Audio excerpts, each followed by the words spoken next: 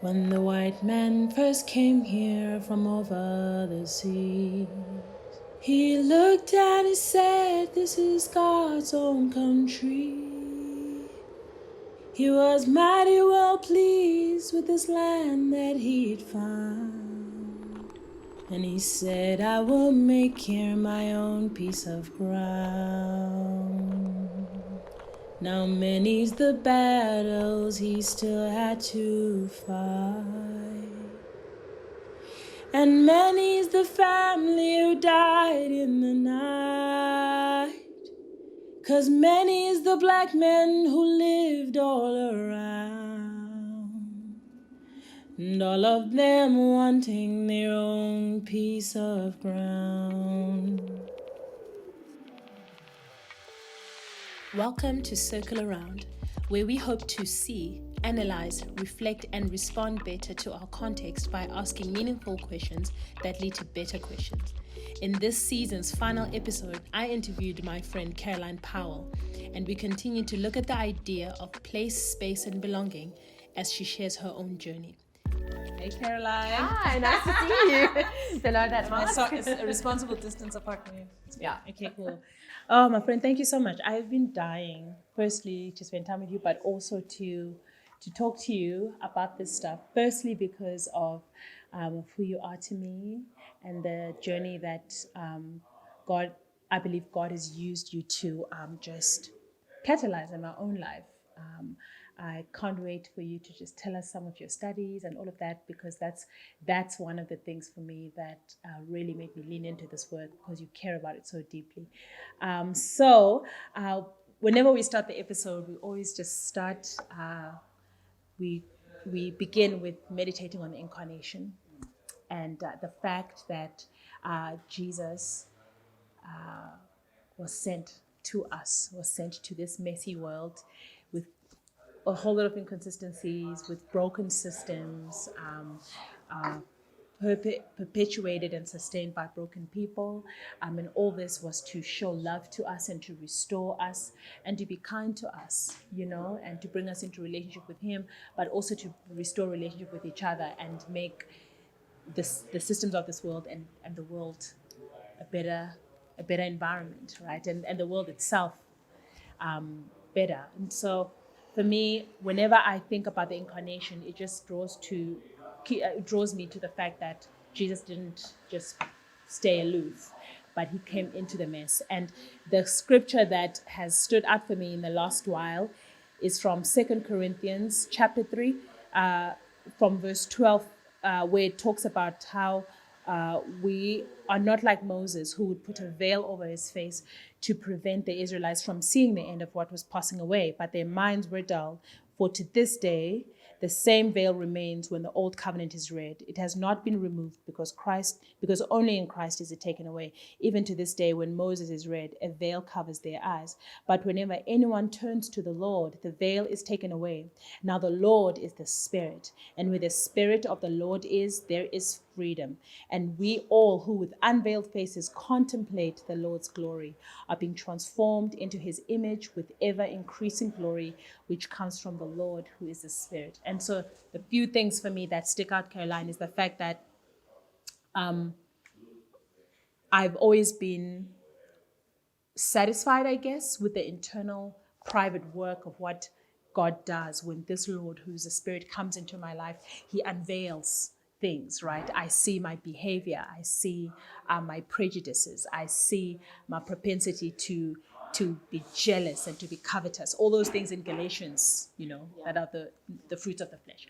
But something else has happened, especially through this relationship where I've been discipled to step into another aspect of freedom, which is God unveiling my eyes to see the world and to see my city, where God has unveiled the city for me, where I feel like I could enjoy space and just do and live in a place and not really care about the stories or the people in that place, or the meaning of where I place myself, okay, and the meaning of what I envisage freedom to look like. Where now I'm invited to a freedom that is not just a private freedom, but to say, hey, Luce, as in this is God speaking and challenging my heart, like, Luz, I want to unveil what this city looks like so that you can see it the way that I see it. I want to invite you to participate in a freedom that is bigger than just what's happening in your heart. What's happening in your heart is great. What happens in individuals' hearts is great. But if it doesn't translate to participating in the liberation that is not comfortable, it's all around us. It's in this, it's spaces, it's places, it's people that are displaced from their homes, or just this idea of what, people, communities that we are divorced from, or we don't place ourselves in under-resourced communities, how spatial planning actually speaks right into how we envisage the thriving or the not thriving of other people. And it's been a scary journey, right? And so but now God doesn't want me to be veiled from that. He wants me to see it, because I believe he's inviting us to participate in that aspect of freedom. So I would love it. I mean, just segueing into your story, because I want people to hear from you. I'd love it if you could introduce yourself, and then just tell us also what you're passionate about. And then obviously we'll talk a little bit about what that unveiling has meant for you. Sure. Thank you. You're Wow. I feel like I could listen to you for I can hours. listen to you forever. I love how you describe it as these layers of unveiling. I just love that description of it, because I think you've given me new language to, just even with that scripture now, to how I've often described my own life and history. So to answer your question, I was born in 1976 in South Africa. So I always say born in a storm, in such a crucial year in our country's history. And that was the year that I came to earth. So in terms of, how we are all image bearers of God, that was my entrance into this world. It was Cape Town, 1976. I was born into a white family. We are British descent family, so third generation British. So we come with a colonial history, and how my ancestors moved to this part of the world with all the open doors for them that was happening during colonialism at the time. And then the story of my life follows from 1976 through the 80s, and then my high school years. I started out high school at a whites-only high school, and in 1989, and finished in 1993. I think those are the dates. Wow. 5 years. But through the CODESA years, through the full negotiation of freedom, and everything being so uncertain, and some of the most violent years of apartheid, where the system was kicking back, fighting against the freedom that was coming. And so that was the backdrop to my growing up, and also my growing up as a Christian as well. And then I turned 18, and 2 months later voted in the first free and fair elections of South Africa in 1994. And so, but I grew up in a bubble, in a whites-only bubble, that was slowly changing through my high school years, but it was still very much a bubble. I grew up in Camps Bay in Cape Town, which is also behind the mountains, so not exposed to a lot of what was happening in the city. I then chose to study at Stellenbosch University, which was another bubble. And then I chose to go and live in the UK after studying. And so I was away from South Africa after those first few years of the new South Africa. So I left with a sense of the rainbow still very much on my heart, still very much part of my identity, excited to be a South African, no longer ashamed, all of those things, but then lived in another country, back in that space of really not interrogating what it meant to be British and South African, another bubble, and then returned from that time to realize I was coming back to a country that I had never really lived in, with my history, with my body, with my faith, and I had to work out all of those things. And so those different bubbles, as I came back into that as a person in my late 20s, I had to then choose this multi-layered unveiling or not. And so to go into that unveiling as a faithful part of my faith journey is what brought me to some of the stuff that we talk about now. And that's been a 20-year journey of unveiling, and it is endless. Yeah. Well, yeah, I guess it's coming up for 20 years now from when I came back from those quite separated spaces. There was always consciousness growing in me because I was always interested in the world, but never quite as much as returning to South Africa and realizing that this was home, but it also, I couldn't really genuinely call it home if I wasn't going to allow this unveiling and this relearning to happen. But I think we'll talk about more of that in a moment. But yeah, that's me. Yeah, I love what you say about, these different aspects of who you are, making it hard for you to really call South Africa home, because you can't really call home a place that you've never really chosen to live in, right?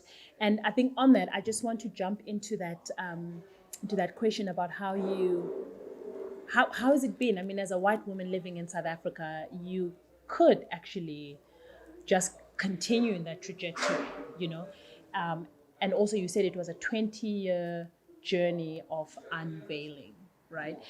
A lot of the things that we've heard about, let's say, for instance, in June, it was the big, that BLM, sorry, let me say it rather, the incident of, like, it was Ahmaud Arbery, it was Breonna Taylor, it was George Floyd. And there was that global uproar about it, right? And I think it made a whole lot of people shift in a big way. And people are asking a lot of questions. A lot of white people, even in South Africa, are trying to, have some who have not been on the allyship journey of trying to understand the fuller question of the history and the legacies that are still here. Some people actually began their journeys, right? And they've been remarkable conversations. But then I've noticed that, like, for instance, with this story with Brackenfell, that in 2020, that there's a high school that was planning or had planned a whites-only matric ball in 2020, right? I think it really broke my heart.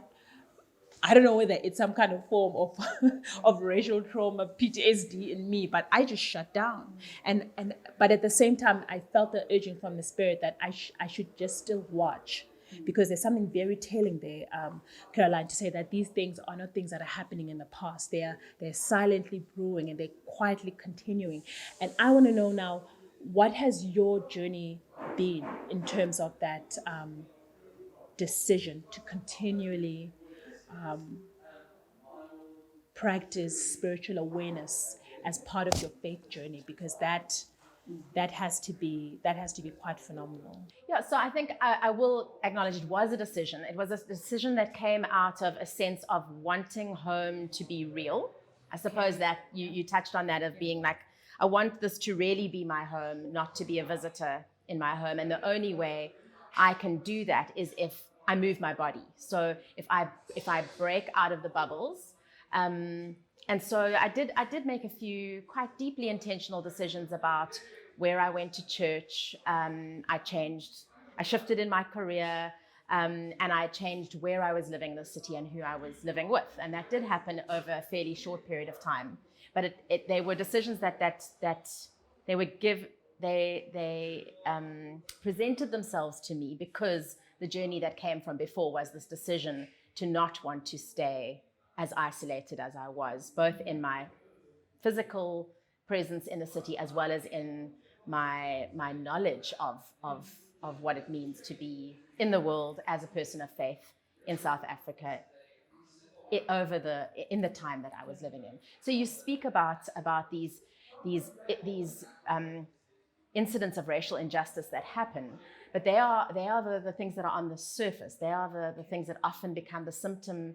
They're the symptom bearers of what's happening in a thing. And so it's living with this knowledge that the systems and the environment that's causing racial injustice, our history to be very present with us all the time. So actually not being able to call apartheid history anymore, not being able to call colonialism history, because we have to admit and acknowledge that we live in a current state of colonialized apartheid because of how our cities are. No one can deny it. We live with this pain and this dissonance of it.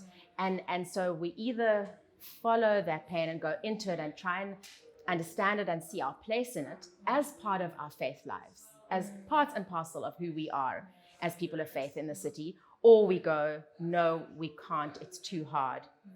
And then we continue to live in the bubble, and with growing discomfort, and often as white South Africans with guilt or defensiveness when somebody suggests we live differently.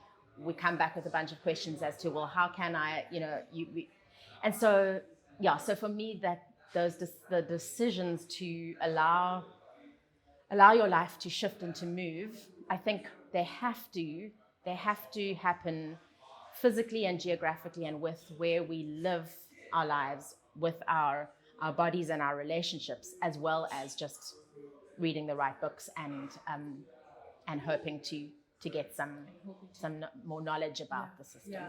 And I think you are spot on in that, like for many of us, it's not a topic of curiosity. It's not it's not a new hobby, but healing from racial trauma is a daily thing that one has to bring to Jesus. And I think it's important also to realize that what I called it in another episode, the idea of self-idolatry, which is the root of this thing, that like when one group or community self-idolizes, it sets this whole cycle into motion where other people, they cause for their lives to flow in the direction of the person who has decided that they are now going to be the image of God, the image bearer of God more than others, and so on and so on. And then in a way to reclaim that power, we either succumb to the words that are used, or we become the very thing that caused this whole thing. And there's a sense of wanting to of wanting to kill, to destroy, or take away what's hurt you. And I think that's one of the things I know I'm recognizing in terms of just this healing of wanting to heal from racial trauma, is that I don't want to get articulate at getting rid of the person who wants to get rid of me. Otherwise, I wouldn't be sitting across the table. And actually, speaking of that, Caroline, I thought to myself, I mean, we had a interesting back and forth about, as a white woman, should you be the one, speaking on behalf of, should you be the one, should I be speaking to you, and all of that. And I did want to just affirm again that the reason it's important for me to hear your journey as a white person is because I think a lot of times, maybe if there's a person, who's English or Afrikaans listening to this podcast, a lot of times people don't know how to begin that journey of saying, God, yes, please unveil the city to me, because it's going to be uncomfortable, right? Yeah. There is a discomfort because it's like that warning on the alcohol bottle, right? Saying enjoy responsibly, whether it's alcohol or tobacco, and normally it is with things that bring some kind of pleasure or whatever. So whether it's alcohol or tobacco, and on this one side, one could say, listen, you shouldn't even be looking at alcohol, right? It's sinful for Christians to even be drinking alcohol to begin with, right? And then on the other side, you could say, you know what? You just live your best life, right? Don't even. But I feel like if I use that as an analogy of being willing to see the city, but there's something about deciding, no, I don't want to overly avoid. Let's say, for instance, spaces like that are linked to like white affluence, places that where historically only white people have lived, and there are some that are like we shouldn't even be participating or living in those spaces. So there's this extreme that says, well, places that have that history, we should avoid, don't touch, don't go there, right? Or on this one where we say, you know what, it actually doesn't matter. You just live your best life. It doesn't matter where you live. You can't live your life being burdened by history and all of that. You just live your best life. And I feel like there's an in-between of enjoying a city responsibly. On this side, we can say, you know what, you can't enjoy a city that has an unjust history. You can't, you shouldn't even be there and all of that. You can't see the beauty. You can't participate in a place that's heavy laden with that horrific memory. But on this side, there's a sense of like, you know what, live your life as a visitor, guys. We're here. God is going to come fetch us. We're going to go to the sweet by and by, rather, whether or on a less spiritual, with a less of an eschatological view. People can be like, you know what, we only live once. Just enjoy what you can, and you just keep it moving again.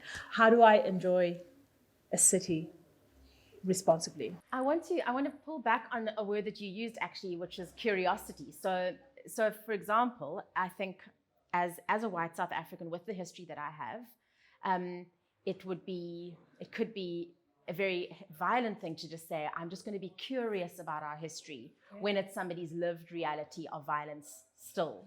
But I think that we have a faith that is based in curiosity. I think that there's mysteries to our faith. There's mysteries to God and to the Word of God, where we are and as human beings, we're created to be inherently curious. So I think we do need to nurture. I think that South Africans with histories of violence and who come from an inherited space of unjust privilege need to be curious about the spaces that they occupy and that they move through. But I think it needs to be a curiosity with a courage, because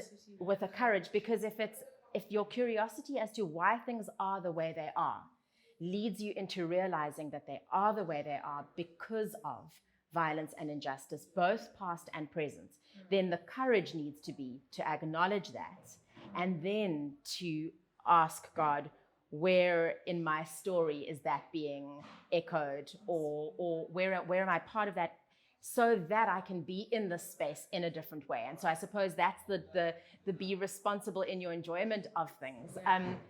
So an example would be, I remember going to, as I've kind of started this spatial journey of trying to live differently and move through the city in a more curious way. I went to visit a friend in a place I'd never been before, in a block of flats in Sea Point.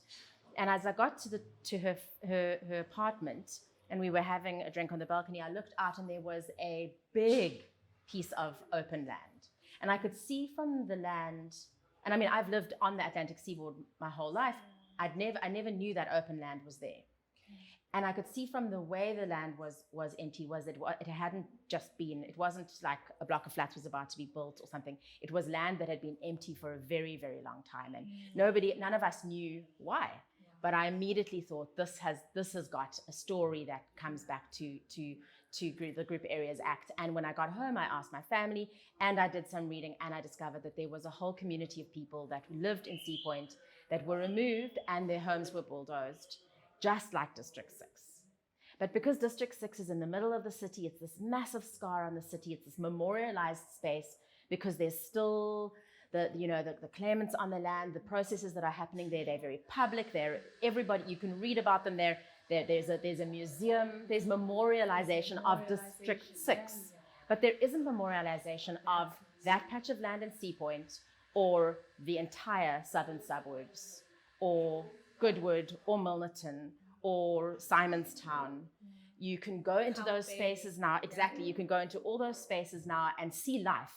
But it's life that is only 40 years or 50 years old since the Group Areas Act changed it radically. And so the research I'm doing is with churches, interviewing churches in some of those suburbs, asking what their knowledge of their spatial history in those areas are. And the stories that come out are either of churches where people are attending where they have almost like a spatial amnesia, like churches with amnesia, where the people who go to the church have lived there for 10 years or 5 years or 40 years, but there's no memory of what that church was in that suburb before people were forcibly removed from the area. And then you have other churches right in the middle of suburbs that now are predominantly, they're high-end economic neighborhoods, predominantly white still, and yet on a Sunday, you see groups of people traveling in from other parts of the city, and those churches are being attended almost predominantly by people of color. And there were people who were moved from the areas back in the 60s and who still worship there because they come back to those spaces as spaces of memorial and of home. If you're not curious about why that's happening, if you live opposite that church or around and you see that happening, but you're not curious as to why, then you will never find out about the history of your suburb or the history of faith in your suburb. But if you go there as a curious scientist almost, without courage to follow those stories into your own story, then you are just reenacting the violence. You're going to a museum and you're going, oh, that's interesting. but you have no intention to live any differently as a result of learning it. So I think the two have to, I think that curiosity is good, and I think it's part of our faith. I think we need to live in those ways, but especially as those who are living still very comfortably with the inherited wealth that we have, in that we've got to do it with a courage that what we discover will actually lead us into a different way of being. A more faithful response. I think for me, the word that you kept on using a year ago for me was responding faithfully. Responding faithfully, because I guess we're not just called. Yes, I think there's something so beautiful and profound and just life-giving with the horizontal connection to Jesus, in the sense that we really are being transformed into listen clearly, and we're alive so that we can be actors in this life, right? And we can be present actors and intentional actors in this life, to see the systems that undermine people's image bearing, and to also live a different life. And the words that you kept using was, how do we respond faithfully to God by responding faithfully to one another?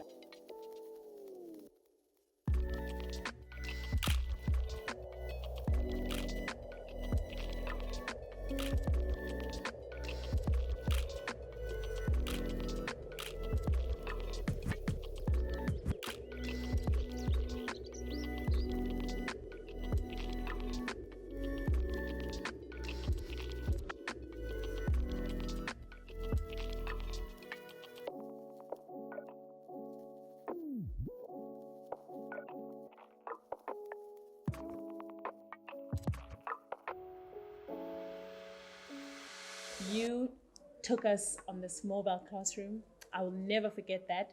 It felt like something had just been ripped off of my face. But I realized that was still the most gentle thing that God could have ever done for me. With, right opposite Kirstenbosch, right? You took us to where Protea village was, and you told us about how there's been that battle for reclaiming that land. Could you please just go back to that story a little bit for me? And then, because I want to, I just want to just go back to the idea that, like, being spatially aware, being aware of people's stories, it helps us to live a more honest faith, isn't it? But it feels like you walk with a limp almost, and you something wounds you. Something wounds me because I'm aware of my participation in this blind engagement of space, right? And but it just creates such an honesty and a humility and a brokenness. Can you just go back to that time that we had? Yeah, again, that's just another part of our city that is so often just accepted. We have Kirstenbosch gardens, they're private. I love to go there. So many of my family's memories of doing, special gatherings together are in this private garden that you pay to go into, and you're surrounded by, absolutely incomparable beauty right there in the shadow of the mountain. And the way the story and the history of Kirstenbosch is told is also quite curated, and it's not told along the lines of how that land got to be claimed, how Bishop's Court came to be Bishop's Court. I remember often when I would drive towards Kirstenbosch, there's a little corner store in the middle of this.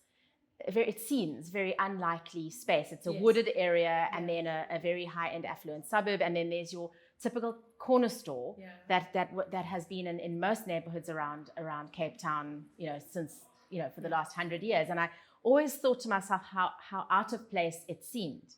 But then would continue driving and go to Kirstenbosch and enjoy a day there, and then discovering that Kirstenbosch was and Bishop's Court in that area was a large community of people called Protea village that were forcibly removed and that was bulldozed in the 1960s, and that it has been an ongoing land claim that's been happening since democratic freedom came to South Africa.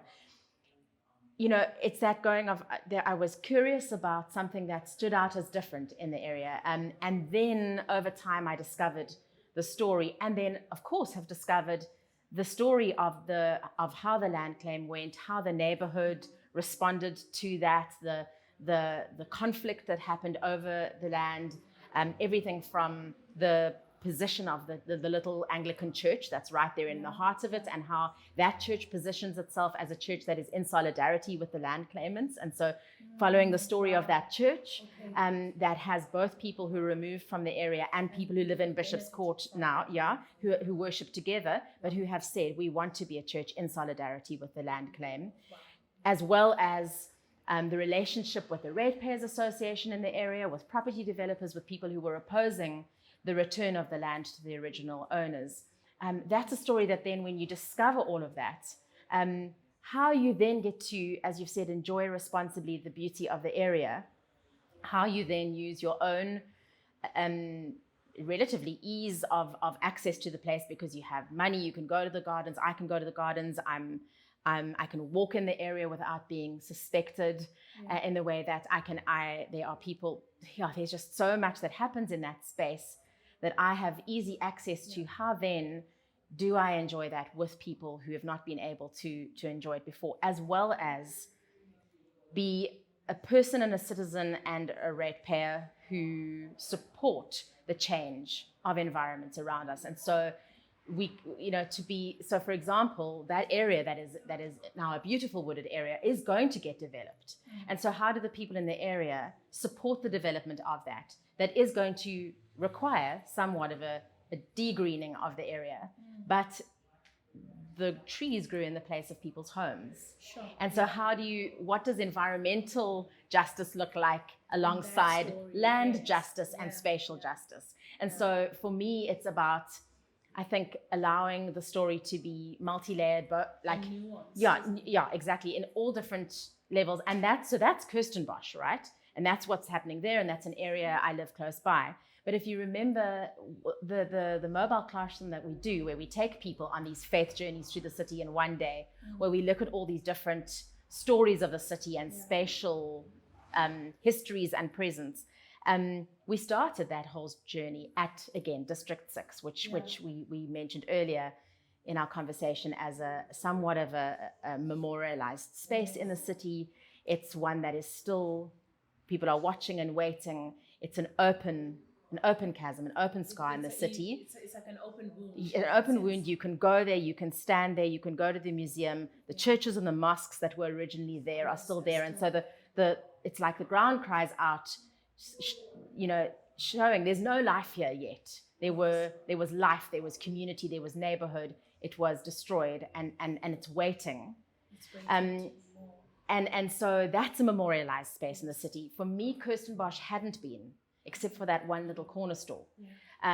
For me, Claremont and Harfield Village, and as I've said, all those other suburbs that I mentioned, they're not memorial spaces. And so when we go back and we start our journey at District 6, what does that mean for us?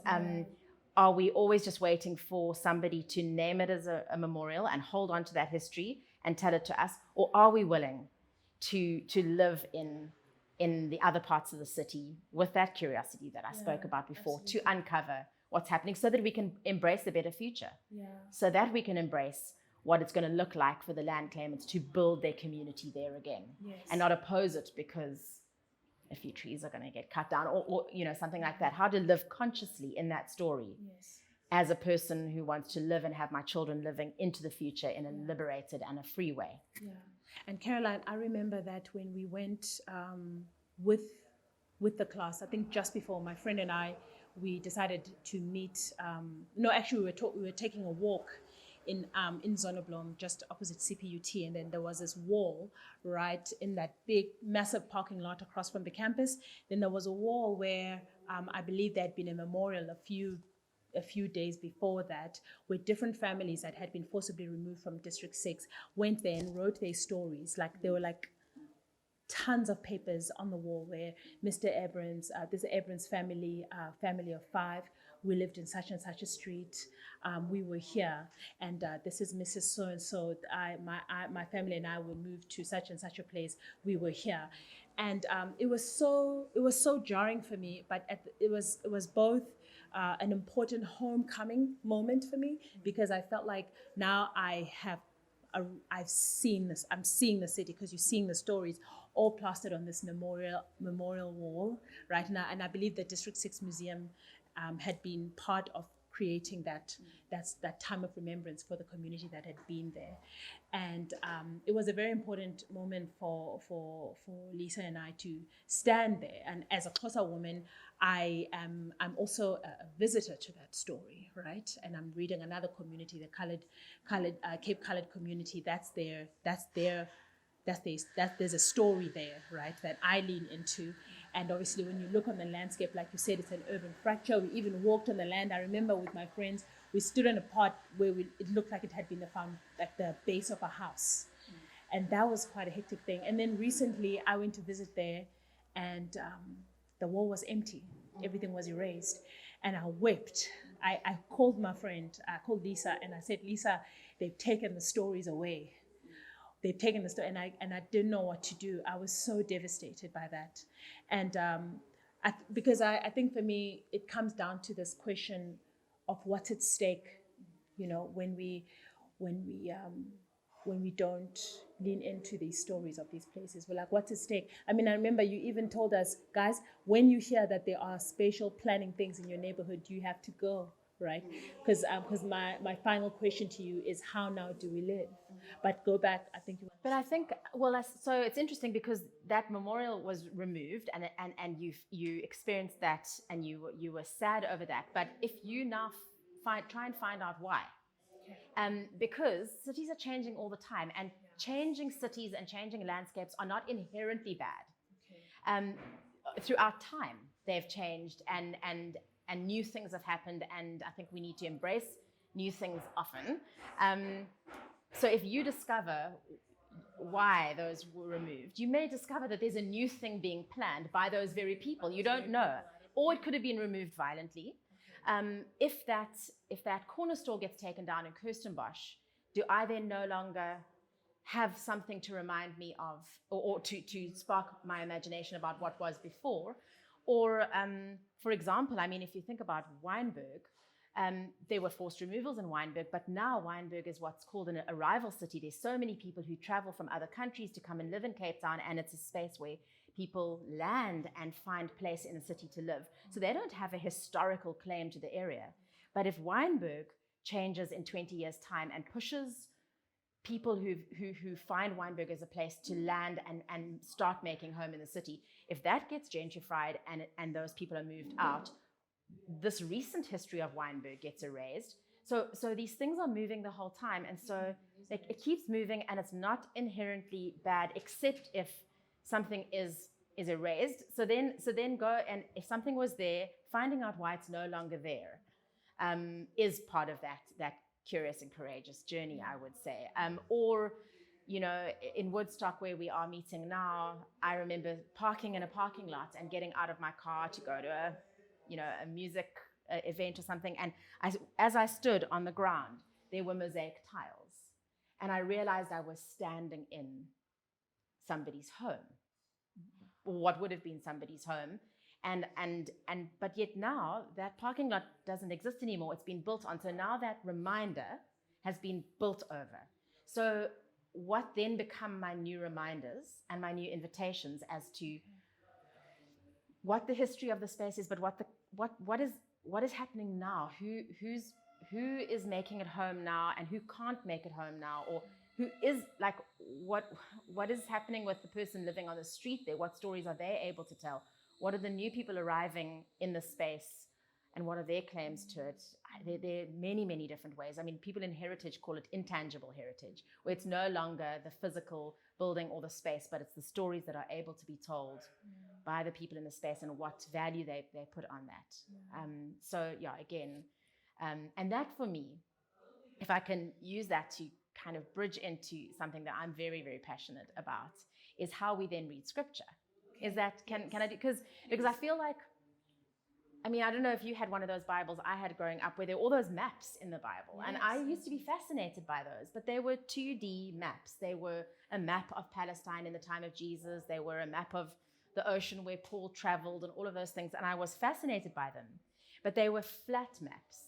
And I think, so you speak about the vertical relationship with God and the horizontal relationship with the world. I feel like we have quite a horizontal relationship with maps, where we just see space and place and we take it for granted and we move around it, but we don't have this layered horizontal analysis of what's happening in the map from a socio-spatial and almost like geopolitical point of view, whatever. So we might look at a map of Galilee and Jerusalem and Judea and the River Jordan and Samaria, and we may go, okay, well, Jesus moved around these places. But if we don't have that layered political map of what each one of those places meant and how it came to be in the time of Jesus, we're always just going to be going, oh, well, he was in Galilee and then he was in Jerusalem, and it's going to be neutral, whereas it definitely wasn't neutral. Every time they said Jesus of Nazareth, they were saying, I mean, I sometimes we encourage people in Cape Town to do this contextually, and some people said to me, well, in Cape Town, Nazareth would be Blikkiesdorp. It would be where people from Woodstock, so in their story they were saying where people from Woodstock were moved when they could no longer live in the area. The gentrification was happening in this area. So Bromwell Street in Woodstock, for example, and then Blikkiesdorp and Wolverrivier is created as a space where people are moved to, and they are under-resourced. So, and well, they're places where there is nothing. They're camped places where people are put far away from the the center of power, where decisions are made, as well as where their life was.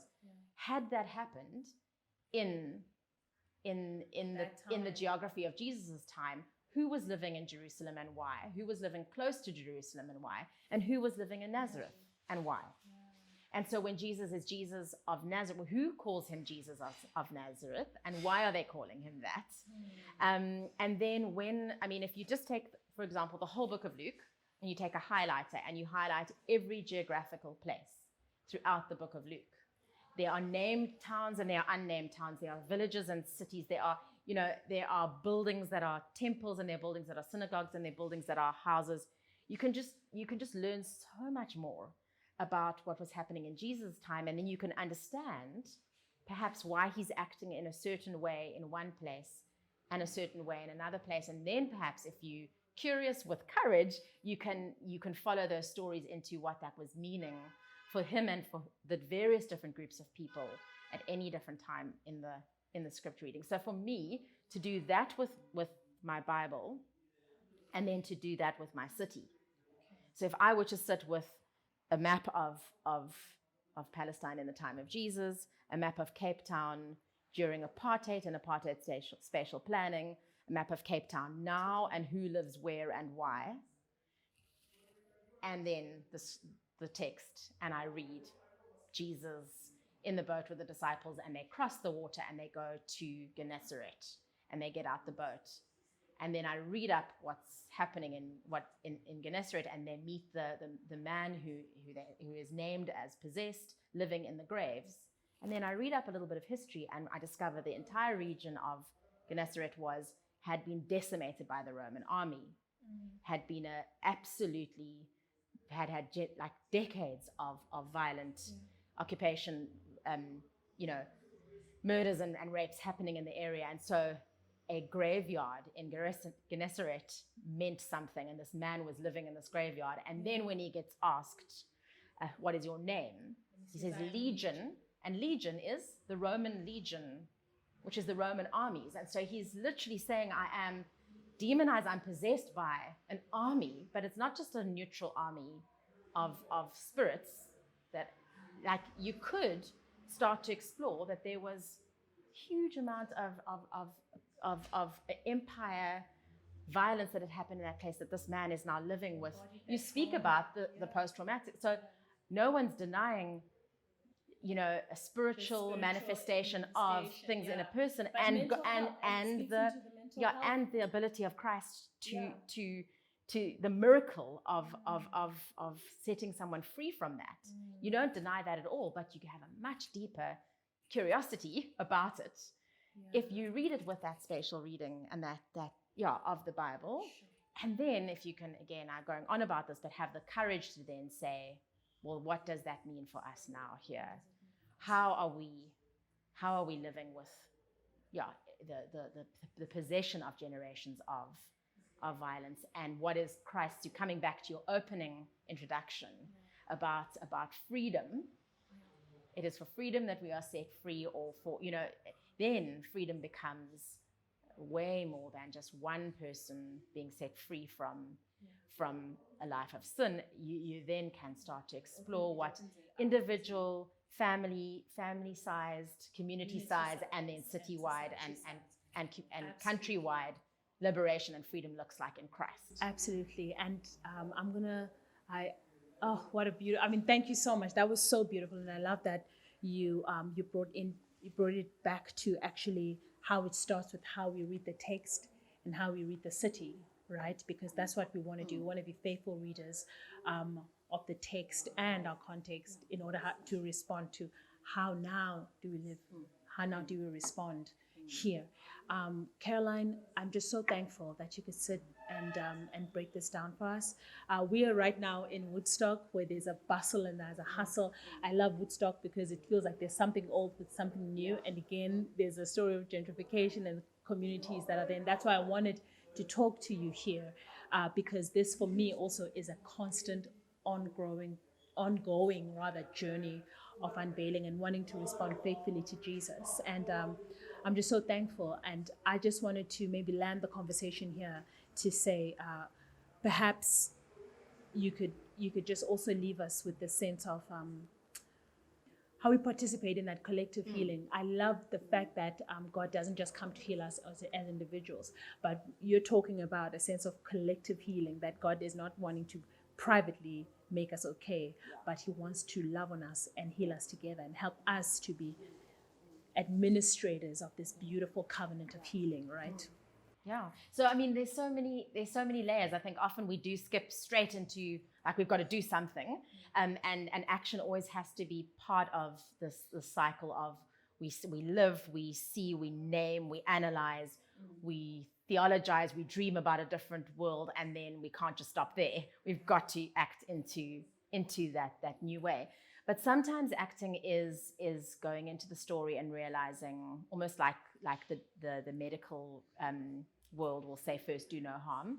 Yeah. So realizing how we do harm, how we live in our neighborhoods, and who we other in our neighborhoods. So what does it mean to look at those who we perceive as being unsafe in our or threatening in our neighborhoods? Yeah. What does it look like to not call the cops on a person who is homeless, because you know that they will have their belongings removed from them, and they will go. So what does it look like to respond to the homeless person in my street in a first do no harm way? What does it mean to not despise the person who goes through my refuse, yeah, as being this person who's making mess, but actually being like, I'm going to make sure there's no glass broken in my dustbin. There's if there's clothing that I want to throw away, it's not actually next to unmentionable things, but actually to package it so that's not justice. That's first doing no harm. So, or whether it means to how do I relate to the person who is not a South African citizen and is attempting to start a life here, like what does it look like to first do no harm? But there can be roots of justice based in that. And then for me, it's how do I live compassionately? Like, how do I follow in the footsteps of Jesus, understanding that Jesus was not neutral, that Jesus was not geographically neutral, that Jesus always knew where he was, why he was there, and what was going on because of where they were. Yeah. And so taking that newly found knowledge that I might have about my body in a space, and then trying to be wise like Jesus is. And so then realizing that we can't I think often in justice thinking, we despise mercy and charity. But no, we have to be merciful and we have to be charitable. We have to, because there's, so then it's working about how, like, what does generosity look like? And then in our generosity with one another, understanding what spaces we occupy in our world, can we hopefully have the seeds of relationship that could bring about interdependence and not just damaging top-down giving. and then you follow the story of mercy into the injustice that has caused the mercy, the need for the charity in the first place. And so then you start to understand the systems, the decisions. And so then it's about, I would say, always think in your life, where do you have influence and who's making the decisions about the places where you have influence. So do you need to get into, find out who's running your church and who's making decisions about how your church buildings are used. And if the people who are making the decisions about how the church buildings are used haven't engaged with a theology of space and place, then how could you help them do that? Or could you join the team that looks after the buildings and help infuse some of the thinking around how much we spend to fix the garden or the roof? I'm talking about a well-resourced church building, or whether we start this building project or not, or how much money we raise to get this new property or whatever. Do you shy away from being in those spaces because that's not your thing? Or do you start to get passionate about what it could look like to have sacred church spaces that are publicly available for the shalom of the city? And if you're excited about that, then maybe you need to get involved in a place where decisions are made, because the people who up to this point have been making the decisions haven't had a spatial imagination, haven't had a theological imagination for that, and are maybe not curious or courageous, or would be if you just came in and brought in and asked some curious questions about it, like, oh, why are we okay with our building only being used on a Wednesday night and a Sunday morning? What witness do we want to be in this neighborhood? Could you be asking your church and your family and the people that you're friends with, do we really believe in our neighborhood, or do we believe in our house or our church house? So are we okay to travel across the city to go to a church that's in somebody else's neighborhood, and we're not thinking about how that church impacts that neighborhood? Or am I okay to just travel to work and back again and just come home and escape into my home? Or do I care about, like, can we become people who are very interested and excited in our neighborhoods, but they're not just our neighborhoods as the bubble, but our neighborhoods and the neighborhoods they're in relationship with, because of the way people move between those two neighborhoods. And what, I think during lockdown, we saw a lot of very exciting things happen with community action network groups and people who were willing to say, we want to look after our neighbor, but we realize my neighbor in this affluent neighborhood, if we just keep on caring for each other, we're not going to find out about how we can care for people across the city and how we can, So there's just a lot. And so there's so many ways we can live, as I said, faithfully.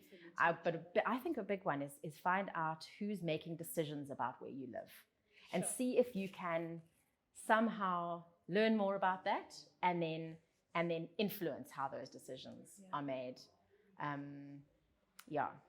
Being an active citizen. Yeah, I think we actually need to literally make a list of those things and make them accessible. Caroline, we have just had the most incredible conversation. I'm really going to be mulling over these things seriously. So we've circled around. I've been dying to say this because my classy normally says it. So we've circled around to this, and you've just left us with such beautiful practical steps. I really want to say thank you so much for taking this time to be with us, and also just for your friendship, my friend. I've just enjoyed learning from you, especially because you're a white woman who also wants to learn from other people. Also your positionality and your intentionality also towards Black and brown bodies in the city, and your movement towards those things you could shy away from. I really want to honor you for that, and thank you so much for allowing me to inconvenience you and get you to come sit down with me. Thank you so much, Caroline. Pleasure. Yeah. It's wonderful to be with you. Thank you so much.